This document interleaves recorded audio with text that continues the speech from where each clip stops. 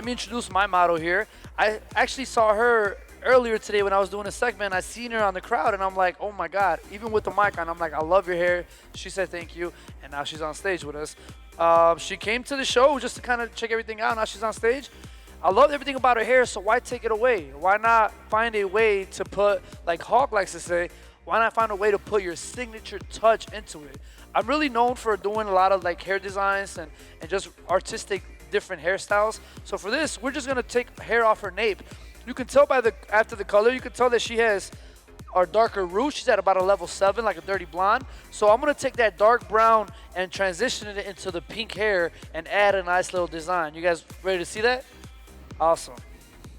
Awesome. So I'm going to be showcasing just a variety of different tools. I know when I started barbering, there was so many things that I felt like I wasn't prepared for. And the things that started to make sense was just being in the shop and being able to cut very often to get me more comfortable. So I'm going to share with you guys some tips today that have helped me along the way and hopefully help you guys feel more confident when you guys are fading.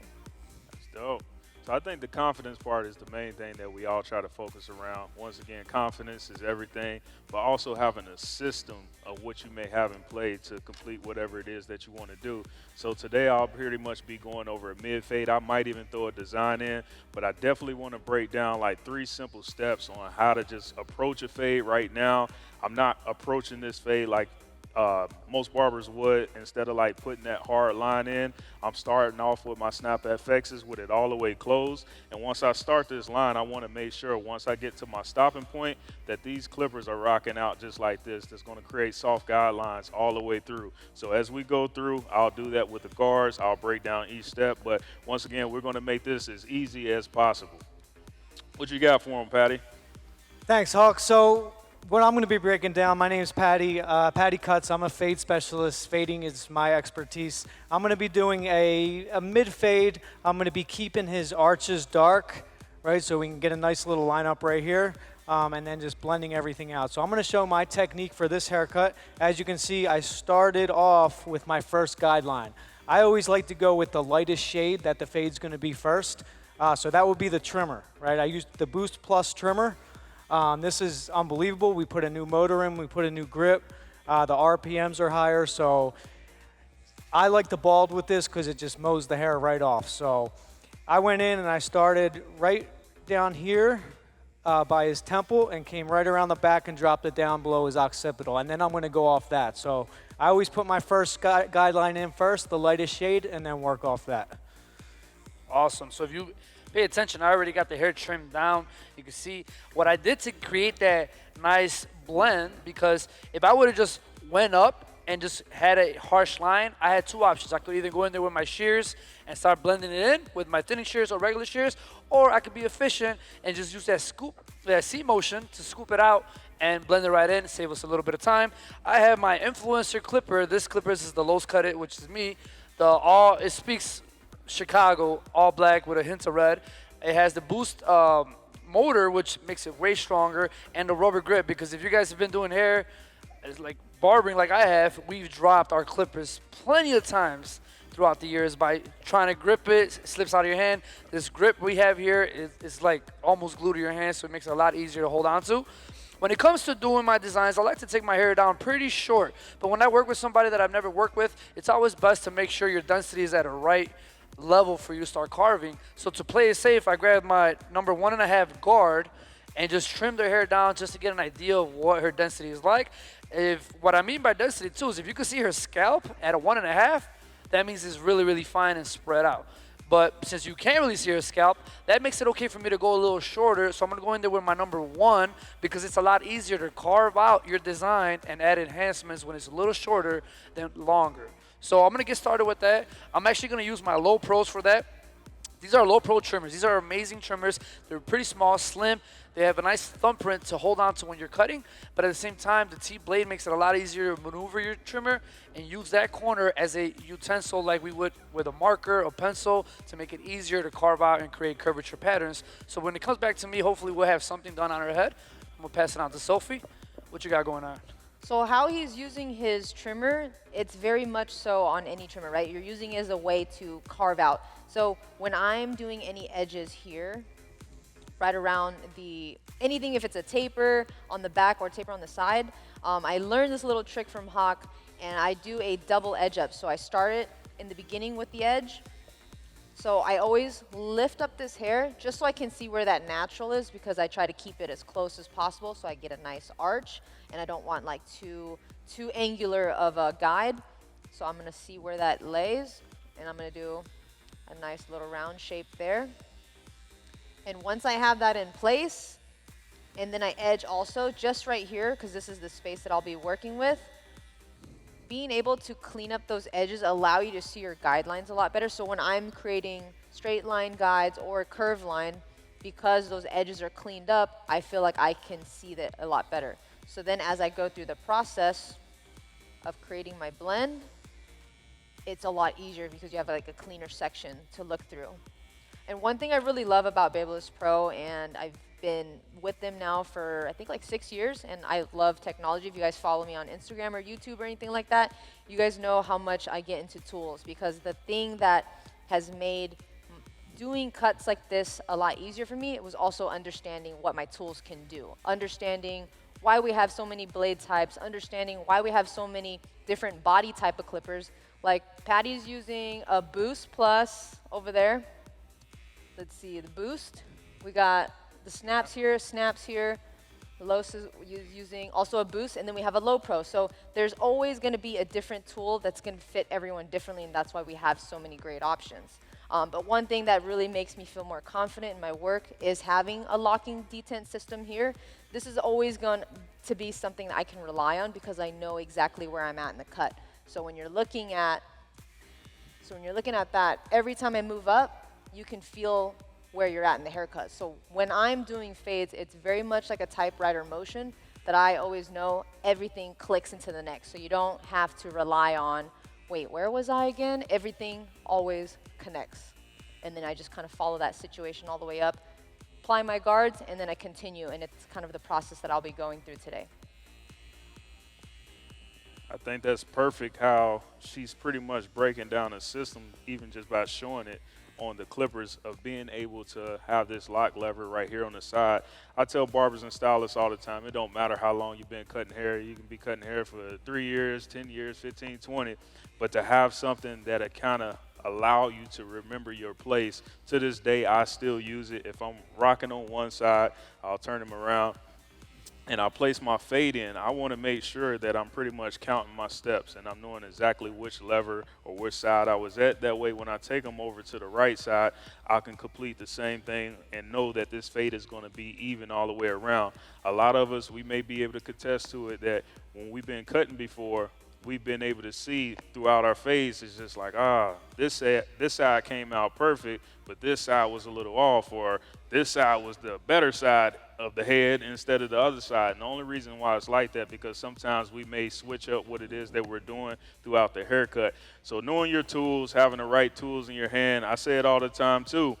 You know, even before I got with Babyliss, I used to have a lot of clippers on my station, and I still do to this day, but every clipper that I have is aligned with each other. If I pull out the trimmers and start my first guideline, I guarantee you I got a clipper that's going to take out that weight line. And then once I take out that weight line, I can switch to another clipper, and it's going to take out that weight line. So it's always good, you know, to make sure that you got the right tools that you need to complete whatever it is that you want to do. So right now, I'm going to do the same thing how I did on the right side. I'm going to start with it all the way closed, create my first initial guideline. And as you guys can see, I'm not worried about the bottom right now because that's not my focus point. I want to make sure that I stay on my focus point.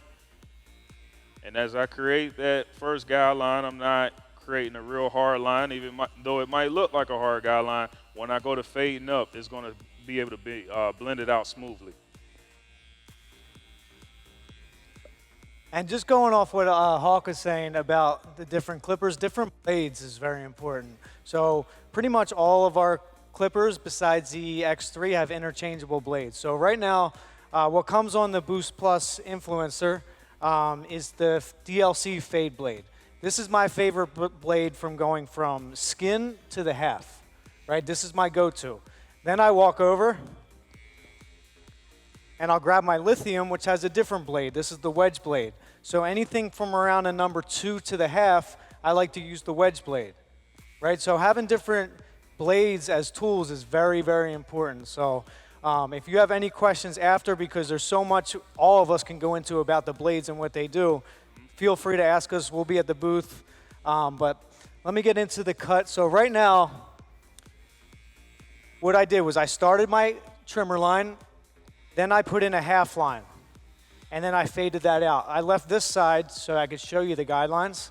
Let me spin you all the way around. So as you can see, we got the trimmer line, and then we got the half line, right? Fading is just all fading is light coming through and hitting the scalp at different lengths that the hair is letting it through.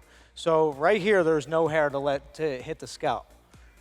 As the hair starts getting longer, it starts blocking a little bit more. So then you have the half, then you have the 2, right? So having guidelines is so important, because if they're even, everything else is going to look even. So I'm huge on putting guidelines in.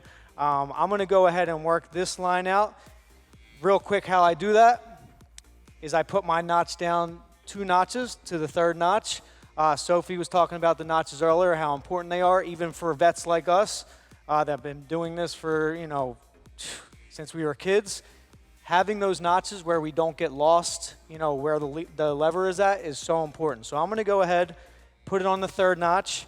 I like to pinch the skin down just a little bit, right? If you pinch the skin, it just tightens it, and then you just let the clippers do the work. So I'm going to go ahead, and all I want to use is the very corner of the clipper in just a nice little rocking technique. Now, one thing I really love about this style clipper is if you hold it right in the middle, it's so light, right? It's very balanced. So I can hold it right in the middle and just with 2 little fingers just rock it back and forth and just let the clipper do all the work. Once I'm done that, I put it down all the way closed, and then the same technique, just under what I did with it at the 3rd notch. And I'm going to go ahead and work that line out because I know that with this fade blade on, all the way 0 gapped, it's going to take out that trimmer line. You know what I mean, Los? Oh, yeah, definitely.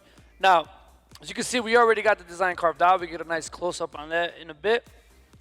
I try to create a focus point, and one thing I never try to do is perfect my designs using my tools. I always try to leave room for the blade, because if you perfect your design doing your tools, then there's no room to use a blade. Now, unless you're a cosmetology or you don't know how to use a razor, these tools are designed to be 0 gapped and to cut so clean. But being a barber and someone who's experienced with a razor blade, I prefer to create a nice rough draft and, pretty much what I got here, go in there with my razor and really define the looks, make certain lines thicker, sharpen up certain corners. And one of the ways that I like to explain how I go about creating curvature patterns like this, raise your hand if you feel like you can recreate this. Okay, like I mentioned earlier in my earlier class, I want to change your perspective. What if I give you guys this big old marker and told you guys that this corner right here was the tip to draw? And I told you guys, hey, come over here, and I want every single person in here to sign their name across her nape. Because of that muscle memory you guys have developed, that signature motion that you guys, some of you guys probably got really amazing signatures. You can recreate that curvature pattern just by simply using the corner of your clipper. And that kind of makes it easier for you to understand. Also, get inspired by using numbers, letters, shapes, designs you see on the floor. Little things like that can help you recreate and inspire your look. I'm going to go ahead and sharpen that up with the razor blade, and then we're going to go ahead and add some enhancements and really bring it to life. That way we complement and enhance her overall look. Now, do you ever do design, Sofie? I tried way back in the day. I tried to do a star. I was like, I could draw it on paper, just keep it all connected, and it ended up looking like Patrick from SpongeBob. It was just the arms up here. I didn't even show the kid the design. I only kind of showed him an angle just to see the cut, and I think that was like the actual last design I'd done. But I gave it a try, right? And that's what it's about. So when Los was talking about, what was the thing you said? It was a detailing right before that? Yeah, I just like to detail my work with the clippers and then go in there with a razor. The razor. Oh, yes. So if some of you guys can't use razors, right, then there's foil shavers. So what I've done so far, this is all just a 0 gap trimmer. Very close. I've adjusted this to my comfort just from doing it for so long. I know how much I can handle with that blade being adjusted. I don't know if you'll be able to see it as close, but basically what I've done is I move this inside blade, that's the cutting blade, right? And we're moving it closer to that still blade. So you never want that moving blade to overlap this, because that's where it starts to bite a little bit, right? And when you start working with really tight hair like this, every time I start a shift and I'm adjusting my tools, I literally check on the top of my hand, and if it doesn't catch or feel like one side is closer, then I got a good blade. Los said you check under your forearm when you do the check? Yeah, your forearm is very Okay. sensitive in this area, Yeah. just like your neck would. So Yeah, he said this is closer to like your neck, so I usually check on the top of my hand, so you gotta just choose which one that works for you.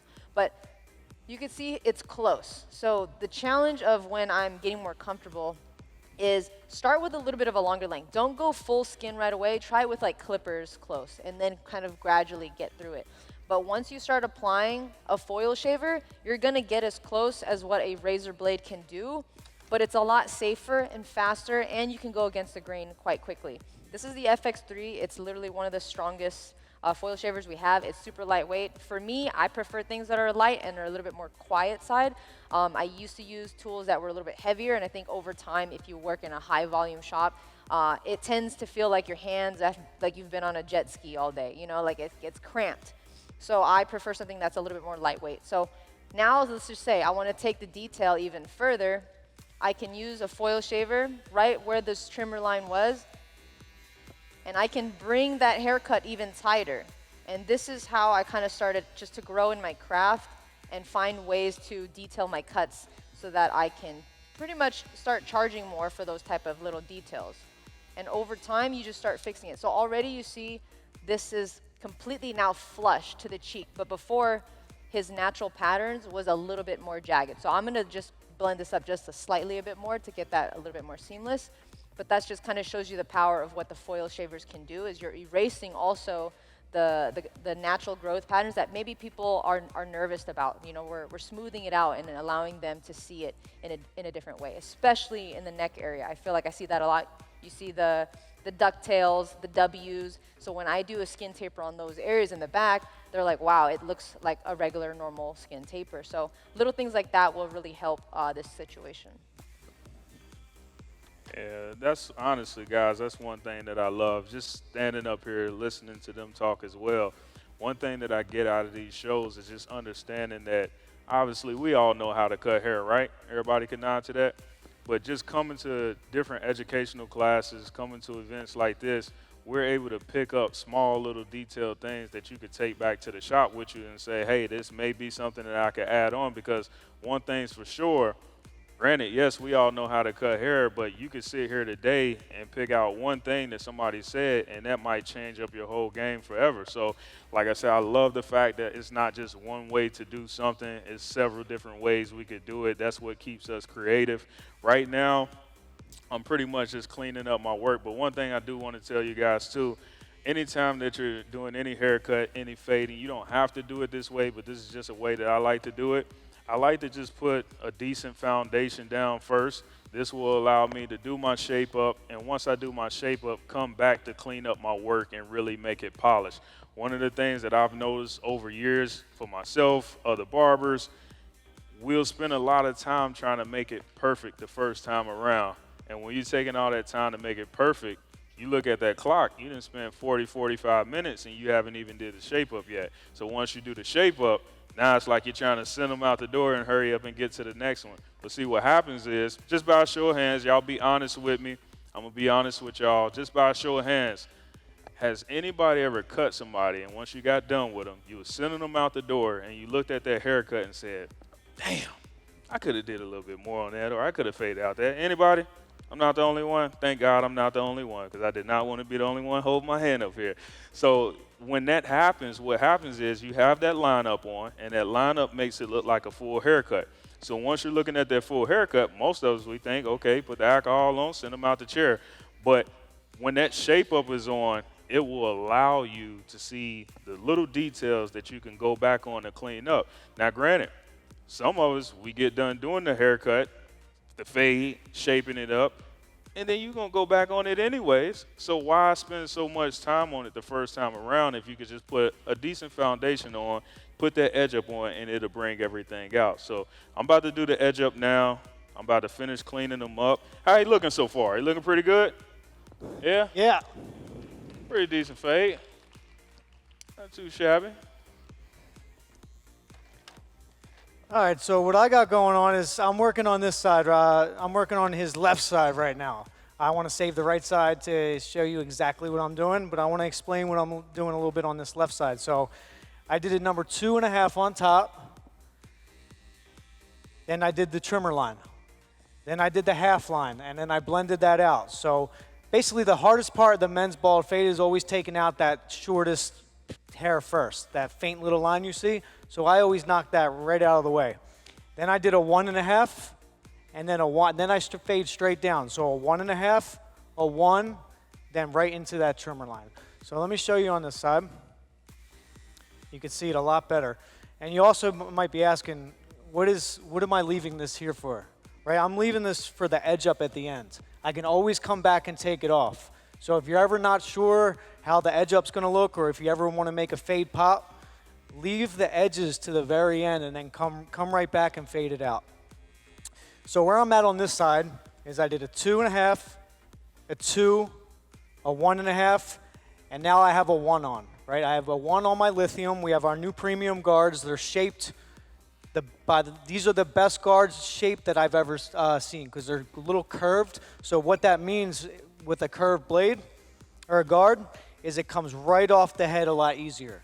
So we do this C-scoop motion, right, with the clipper, like this. When you have a curved guard, it comes off the head so much easier and fades it better. So I have a number 1 on. I'm going to start right in this section, and I'm just going to come right off his head. Right, the lithium comes with the wedge blade. This is my favorite blade from anywhere from 2 to 1/2. Right, it's a little bit thicker than a fade blade, but it's not as thick as our taper blade, right? And it just glides right against the head really good. So,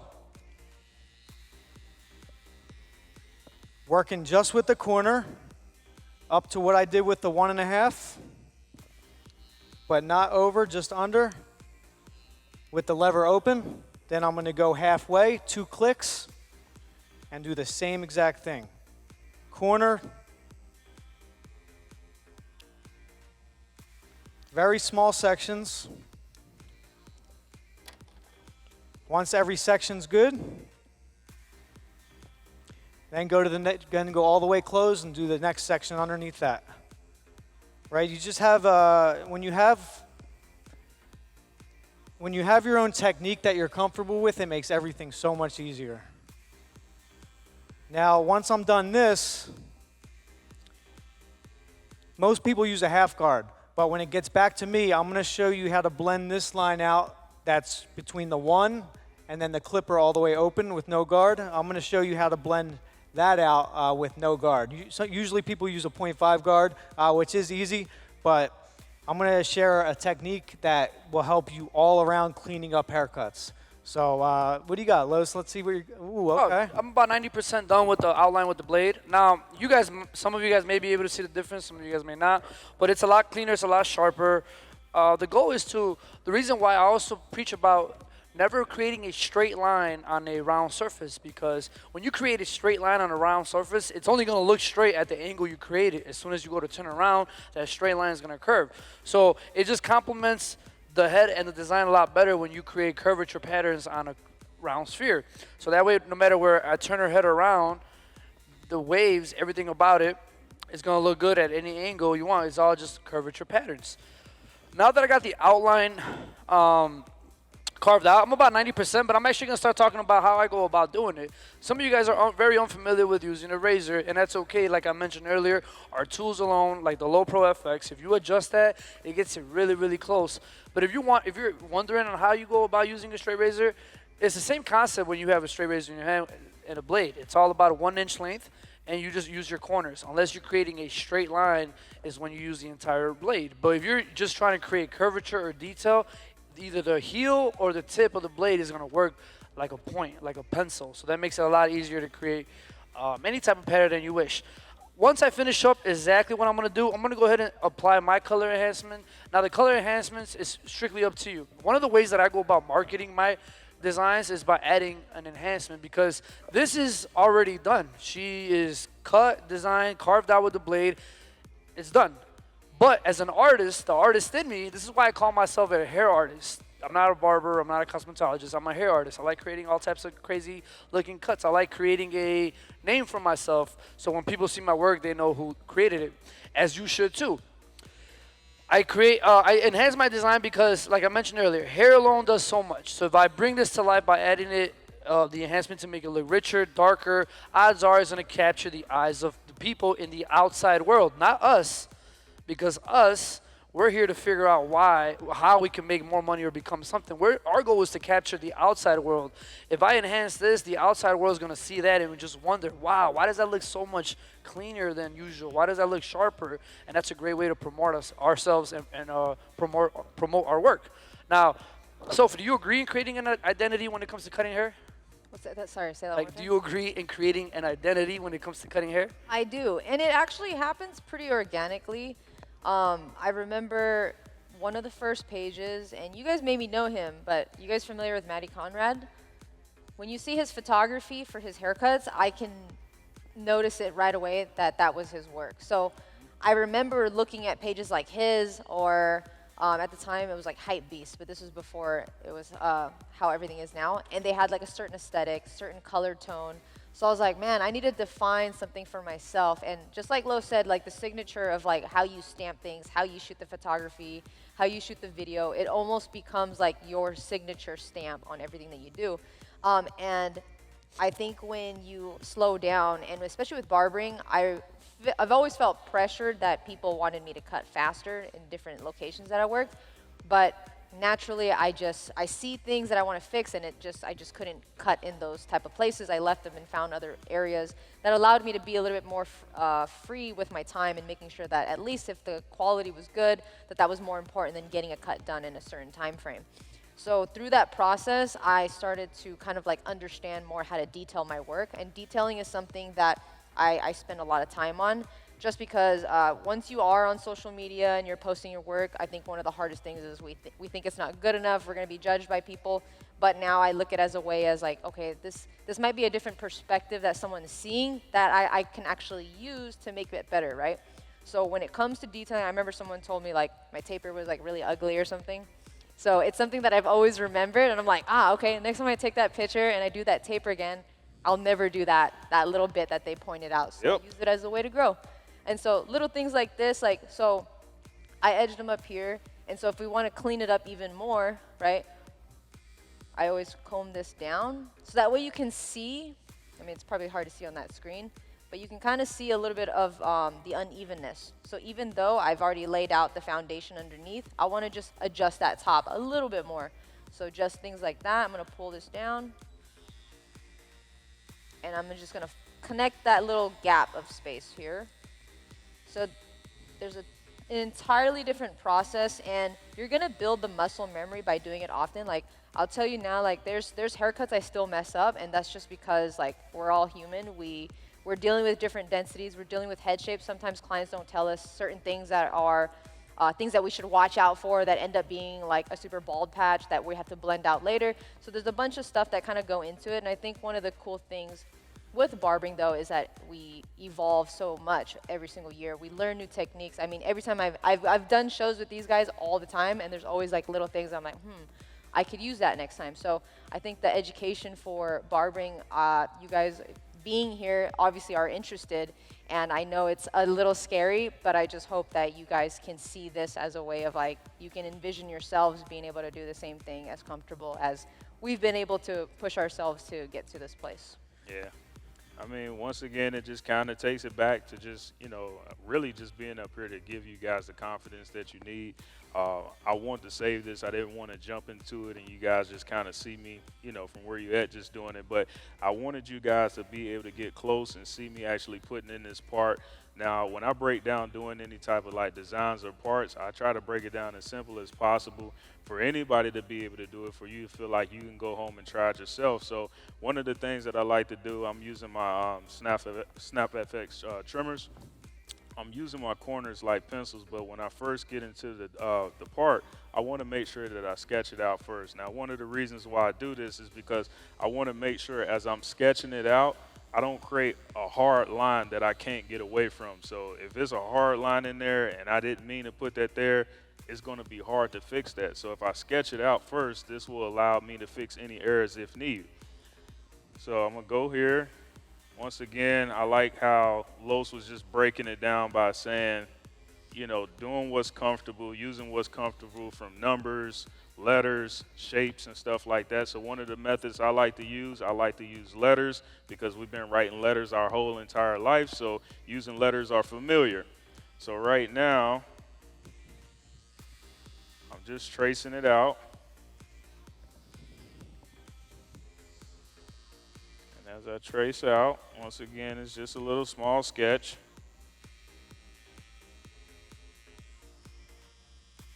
Not a hard line.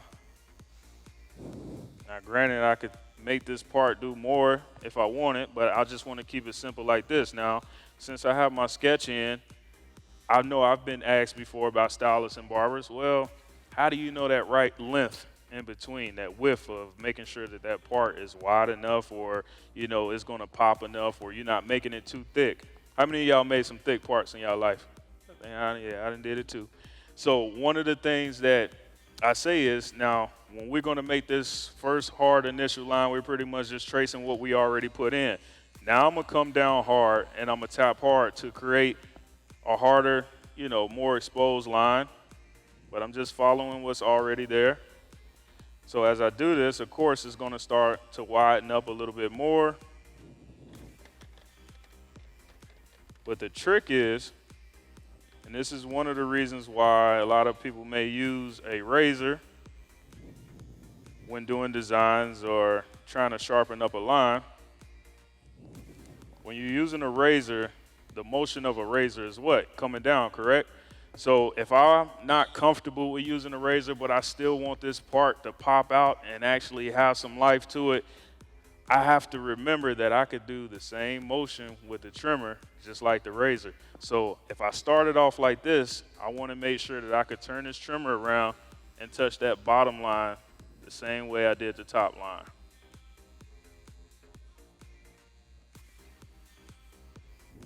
And usually at that width, by touching the top line and the bottom line, that'll be the perfect width that you need to have a very exposed part that's going to pop. People will be able to see it from a far distance. Can y'all see that from a far distance? Looks good. Looks crispy. Look like I used the razor. That's no razor? That's no razor. Sheesh. But do you guys think y'all could try something like this at home? Do y'all feel like y'all could put a little sketch in? Y'all could go in and clean it up and turn that blade around to be able to create just a simple part? No, y'all too quiet for me. Let me hear it. If you feel like you can do this at home, make some noise. All right. That looks sick, Hawk. Appreciate it. So if you could see, that I already finished one side. I was hoping to get to this side and show you the corner technique, but I would actually rather do this at our booth right after this because it's a very detailed technique. But basically what it is the angles that you hold the clipper with no guard is going to cut different lengths. So if you hold it completely sideways, it's going to be like a number 1. 45 degrees, it's going to be like a 0.5 guard. And then all the way closed is like a true half. So that's how you can kind of do that. What do you think about this finish technique? That's good. That's good? Damn. And then, so that's all natural, as you can see, because remember, I left all this dark. That's the main reason I cut around this, right, is to get that. And it makes the whole rest of the fade pop. So we only have 4 minutes, 30 seconds left, so we have to start wrapping up. But just to break down on what I did is I started with my Boost Plus. right? I put my trimmer line in, the lightest shade of the haircut. I always start with the lightest shade first because it sets my first guideline, and then I work off that. Next, with my fade blade, with my Boost Plus clipper, I opened it all the way up and put in one more line directly above what I did with the trimmer line. Then I faded that down. I faded that down by going to the third notch, and then just under that, I went to the first notch. Then the hardest part of the men's bald fade is done. Then all I have to do is fade down into where the trimmer's open. So I put on a 2, a 1.5, and then I use the cornering technique to go from 1 and fade in that clipper open. So, and then I lined them up, hit them with the razor, and that's your finished look, a little mid-drop fade. So, thank you. Good stuff. That's clean, Pat. All right, it's a struggle to be done with everything. We got about 3 minutes and 16 seconds, but if you can see the design a lot clearer, sharper, and better, clap your hands. Yeah, what do you guys think? So good. don't look at that. That contrast is really, really dark. It looks a lot lighter as it settles, right? The goal here, like I mentioned, is to capture the outside world, people that have no clue, that are going to look at this and say, wow, why does it look so much sharper? My barber can't do that. Hawk has an example of something that could be a lot more easier to do. What I see there is the letter Z. Do you see the letter Z in there? It's a zigzag. Z. Simple things like that, and then you can evolve into crazier shapes like that. I'm about seconds away to finishing. My recap was my number 1, using my Boost Influencer Edition clipper, and I use my low pro trimmers, which to me are my favorite ones because they fit right in my hand and I'm able to maneuver these anywhere I want. And I use the corner to design and outline my creation, and then just your choice of enhancements, whether you want to use a powder substance like he does or something that's liquid or the real stuff. But thank you guys, man. I hope you guys like what I created here. Oh, yeah. Yes, and so I showed you guys the Snap FX. I love the new tool. I love every new tool. Anytime anything comes out, I usually have a new rotation every time. So I hope you guys enjoyed a quick little demo on just them detailing things. And also really big and exciting is today is the first small launch of our influencer collection blow dryers. This is the new black stay gold edition, the red edition Hawk, and then one more other friend of ours, Rob the Original. Just like that. Yeah. Thank y'all. So real quick, just a quick recap of what I did. I pretty much broke down, once again, just a simple fade, but once again, being able to do it where I kept my focus point from the temple all the way around. I made sure using my Snap FXs that I remembered my placement all the way through. I showed you guys pretty much on how to create a simple part, making sure when you tap it, tapping the top line and the bottom line. And this is the finished product. He looks good.